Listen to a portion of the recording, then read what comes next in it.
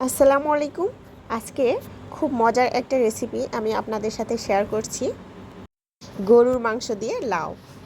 তো এই রেসিপিটা করার পরে আমি প্রথমবার শাশুড়ি থেকে এত প্রশংসা পেয়েছি। কোনো রান্না করার পরে শাশুড়ি থেকে প্রশংসা পাওয়া খুব ভাগ্যের ব্যাপার, কারণ সচরাচর তারা প্রশংসা করতে চায় না।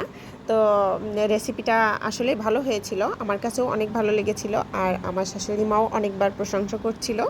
তো রেসিপিটা এখন আপনাদের সাথে শেয়ার করছি। আমি প্রথমে মাংস রেগুলার যেভাবে রান্না করি সেভাবেই আমি সব কিছু একসাথে মাখিয়ে দিয়ে রান্না করছি। এখানে আমি অল্প একটু হাড়, মাংস, চর্বি সহ নিয়েছি, আর সেই সাথে নিয়েছি গরুর মাংস রেগুলার রান্না করার জন্য যা যা মশলা লাগে সব কিছু এর সাথে একসাথে মাখিয়ে দিয়ে মাংসটাকে আমি প্রথমত খুব ভালোভাবে কষিয়ে নিয়েছি, প্রায় সিদ্ধ করে নিয়েছি। আমি ফুল রান্নাটার মাঝে অনেকবার নাড়াচাড়া করে দিয়েছি। তো মাংসটা খুব ভালোভাবে কষানো হয়ে গেলে, সিদ্ধ হয়ে গেলে, পারফেক্টভাবে রান্না প্রায় হয়ে গেলে, তখন আমি এর মধ্যে লাউ দিয়ে দিয়েছি। লাউগুলো আমি একটু বড় সাইজের করেই কেটে দিয়েছি, যেন লাউটা দেখে বোঝা যায় যে লাউ দিয়েই রান্না করেছি। লাউটা মাশাআল্লাহ ভালো ছিল।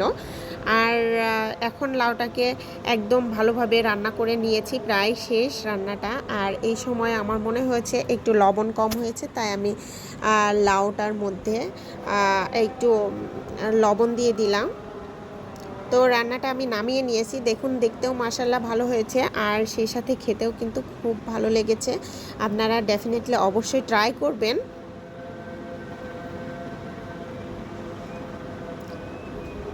তো দেখুন কি সুন্দর লাগছে, আর খেতেও কিন্তু খুব ভালো হয়েছিল।